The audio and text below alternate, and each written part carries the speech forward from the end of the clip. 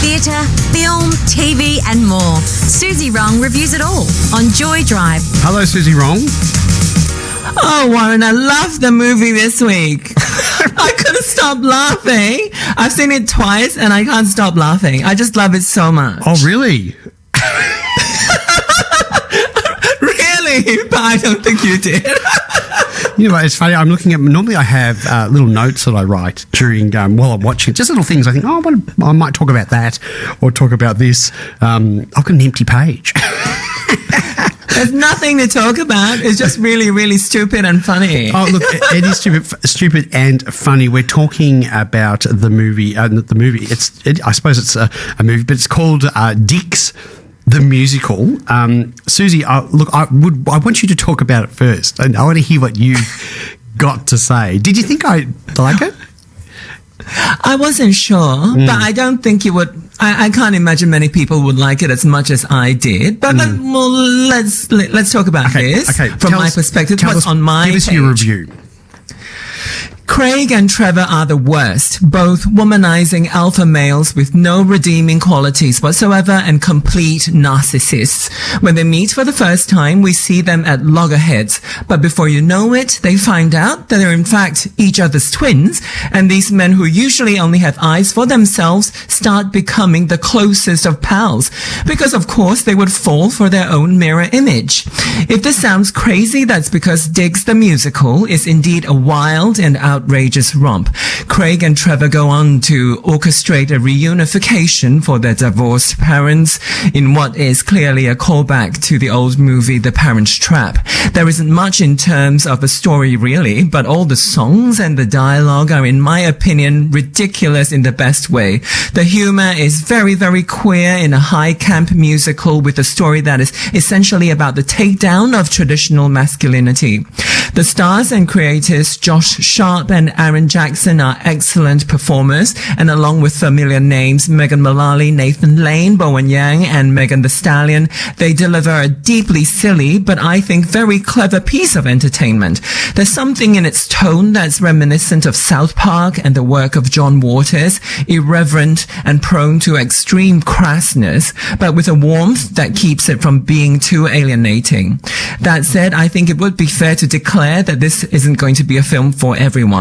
DICKS the musical, which you can find to rent or buy on all the usual digital platforms, is very twisted, and in the tradition of the best of queer film history, is destined to be a cult classic, never to become a mainstream hit. It made me laugh a lot and brought me right back to my youth when I had absolutely delighted in the seriously subversive humor of filmmakers that somehow felt like my kind of people, able to connect with something deep in me that all those in my real life could not see. Warren, would you like to send your religious friends a copy of DICKS the musical? That's funny. Can you imagine? They'd be horrified. I'd love to. I'd love to sit them down and keep their eyes open with toothpicks and make them watch it. That'd be great. Isn't that terrible? That's shocking. I'm kicked off radio. It reminds me of back in the day when I would see these movies when I was in Singapore and, through various illegal means, be able to track VHS of these banned movies. And I'm sitting there completely shocked by, this is what people in America and England are able to put on screen. In my culture, you don't even speak of these things. So it brought me back to that really kind of naughty, pleasurable place. And you know what? We live in the West here now, but some of this is going to shock a lot of people, which is why I don't think it's going to become a real kind of big hit. Well, just got a message in. Paul, thank you, Paul, says, DICKS the musical, absurd, crazy, shocking, a cult film for the future.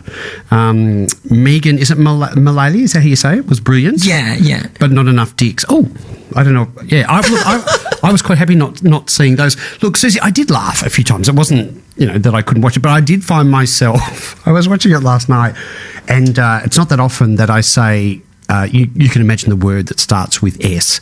Oh, I can't watch this S and slam my laptop shut. That's what happened last night. And then I thought, no, I'll watch it tomorrow. I had other things on my mind. I'll watch it tomorrow. And I sat down today and I was eating my lunch and I did the same thing again. I couldn't watch it. I really couldn't. I did get through quite a bit of it. I liked, is it Bowen Yang? He was in Fire Island. Am I right there? Oh, yeah, that's right. Yeah. I liked him as God. I loved the mother. I thought the mother was quirky. But the thing I really liked about it was the sewer boys. How do we even explain what the sewer boys are? And I think that was it. I mean, I could have. My mind was spinning off when I saw the sewer boys. Oh, this could turn into a real horror film like that. This is great, you know. That could, but nothing happened out. You know what I mean? Like they escaped and what have you. But I really liked that part of it. I thought they were really evil. There was something about the sewer boys, and apparently they're a gay icon or something. Oh, I've never heard of the sewer boys before I haven't either. this. And I wish we could describe the sewer boys to our listeners, but you really have to see it to get it. To me, that was everything about this film was so hilarious. And the listeners' message is right. I felt like it's a film for the future. I feel it's a film for now, but it is so unusual. It is so outrageous that I feel like if you see it in 20 years, 30 years, you would still feel like, oh my God, I can't believe they made a film like that. And and the other thing the other person I liked was rapper Megan Stallion performing, I think, one of the sort of alpha characters is the employment boss. She was great. She was really good. I loved the way she was telling off her staff. Yeah, and she had this amazing musical number. She has one number where she does it's sort of her solo number, where she's trying to out-alpha the alpha. And that was really, really funny. And it was really well choreographed. To me, the film does so much with the musical form. Like, it takes so many kind of stabs at all the cliches of the musical form. And, you know, like, there's a song about loneliness that I thought was really hilarious. Like, all these really sad, tired cliches, and use it to create a film. Like, it's a real musical. It has I think more than 10 songs. So it's not like pretending to be a musical. It's a full-on musical, but it's just like making fun of everything in the most outrageous way possible. It is. But I think the thing it's lacking is there's no thread, to it. It was predictable. I think what they were going to do was, I knew that within the first, 20 minutes of watching it. I thought, I know where this is going to go. And obviously it does go there in terms of the reunification. But I don't know. There was nothing holding it together for me. It was sort of all over the place. Yes, it's making fun of things. I do like the fact that it's making fun of toxic masculinity, though. I think that's probably good. It's interesting because I think we all experience that in our life, don't we? And you would have come across it too, Suzy. Yeah, and at the end, the shocking end of it that we are not going to reveal is that I think it is challenging, even for me, it's challenging. It stopped me in my track a little bit and made me really go, oh my God, are you going to be able to recommend this film to this extent with that shocking end? And, it does take down traditional masculinity, and maybe with that end, it takes down so much of what fundamentally what's fundamental to our beliefs. I don't think just because you find it in a film, you have to agree with it. And just because you laugh at it, it doesn't mean you agree with it. But it does, for me, I feel like it did expose a lot of how our beliefs are structured, with the presence of God in the film, especially. God was great. Bowen Yang would be a great God. Yeah, and God was being it was so funny at the end where God was being confronted by all these religious characters, like these religious humans, like all these different religious humans coming, religious leaders coming to confront God because of something that God was doing at the end. And obviously he's like, but I'm your boss, you've got to listen to me. That would be great. Yeah, I'd love to see that in real life. Yeah, and you're right. Like when sometimes I think about a film, I think about the number of stars that I would give, and I wouldn't give this 10 because of the storyline. Like if it had sort of a more intentionally meaningful storyline, then maybe it would feel like more a perfect film for me. But then again, I did feel like I really needed the silliness, like the silly movies that people do make these days. I feel I'm really cheap and like I've seen it all before, but this one made me feel like oh my God, you are really making me do nothing but laugh. So in that way, I appreciated it. There's another thing, Suzy, that I struggle with, and that is, I'm not, the biggest musical fan in the world. I'll go and I'll enjoy them. I come out and think, oh, that was great. I switched off from the world for a few hours. I enjoyed the singing and what have you and the performances. But I must admit, I struggle with musicals on the TV, and I found myself with the songs putting it on fast forward, and they sounded like chipmunks because I just wanted to get through it. I don't know. For me, the musical format is for stage, not for TV. Oh, that's interesting. I was thinking that they did the songs well because I felt like there were so many jokes and they performed the jokes well within the songs. But, it is I think it's a very specific sense of humor. I know that it's not something for everyone. And I knew that you do have that sense of humor, but I knew that you needed something meatier. We talked about this. Was it 2 weeks ago or last week? I felt like you needed something meatier with the storyline. Yeah. I would encourage people to watch it just to see the Sewer Men. I reckon the Sewer Men could be the horror film of the decade. We could just, they were, you've got to see that. I'm not going to say anything else. If you can watch it, Google. And even though it's called DICKS, you don't actually see dicks. You do see some outlines. A lot of but you see a lot of a flying vulva, and I really appreciated that. Just on the the toxic masculinity, Suzy.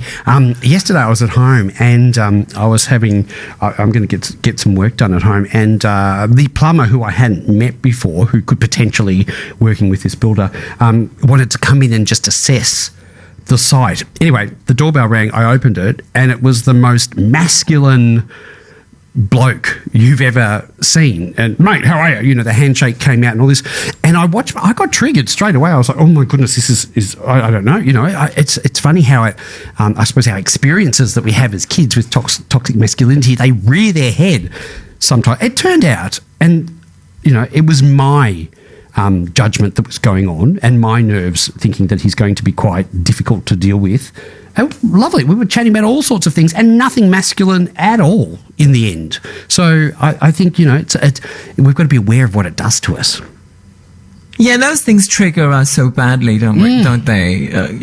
Because we've had such bad experiences with those things from such a young age. But you know what? I really do think that the times are changing, and you can see in the film, and also in so much of what we do in culture in general is what used to be virtues, in the 70s, 80s are now really frowned upon. And that is a really big transformation that's happened that I don't think, is a tide that can turn back. It's a tide that has gone, that kind of masculinity, is very seriously frowned upon, or a lot of those qualities, not all of them, but a lot of those qualities are seriously frowned upon. And the last, there's an entire generation, maybe entire two younger generations who understand that, they never grew up with those values presented to us as virtues, the way that they were presented to us as masculine virtues that were actually really toxic and harmful. They have different models of masculinity, nowadays that they're very fortunate to have, and that in general, even though we still suffer from these triggering effects of when we see signs of them. But actually, I do feel like, for example, when I'm walking down the street as a trans woman, I do feel a lot safer now than 10 years ago. Which is great to hear. It's really good to hear. This guy, I don't know, you're right. I got triggered. I thought, he's going to be, what, does he know I'm gay? I went through that thing. What's he going to be like? Will he want to do the work? All this sort of thing. And then I thought, hang on a second. He's employed by my builder, and my builder's gone through my cupboard, seen leather harnesses and all sorts of things. And I thought, I don't have to worry. He will know everything. Isn't it funny? That just all came up. And then I thought, well, if he had a problem, I would say, well, you're not going to do it. I'd be confident enough to say it. But it's just in the moment, these little things go boing and hook into you and start triggering you. The last few years, I think a lot of men have gone through like a reckoning.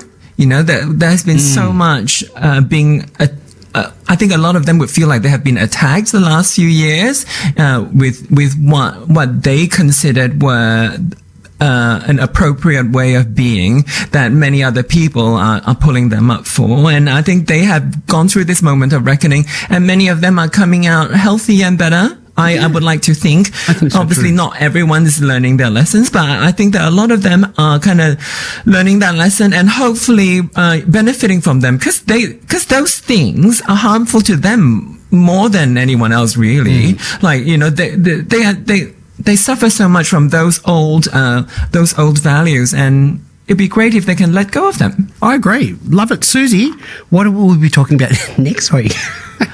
I can't believe we've had such a serious conversation. I know. on this one. And do you know what? The thing I love about chatting with you is it's just organic. It just goes wherever we go. I mean, it's not staged. It's not rehearsed. There's none of that. I mean, we just love it. And don't forget, you're also welcome to join in the conversation. Whatever you're doing at the moment in the car, you can text us or you can call us. So maybe next week you can join in. We're happy to talk to Suzy. You can talk to Suzy Except directly. next week, Oh, you no, and next I week. aren't going to be here. That's right. We're taking a week off, aren't we? We're taking Easter. a week off. Yeah, so there's no homework this week, but I'll see you in 2 Tuesdays. 2 Tuesdays, and I will let everyone know what the homework is when Suzy sends it to me. Suzy, good to chat with you. Catch you in a couple of chat, weeks. as always. Bye-bye. Bye.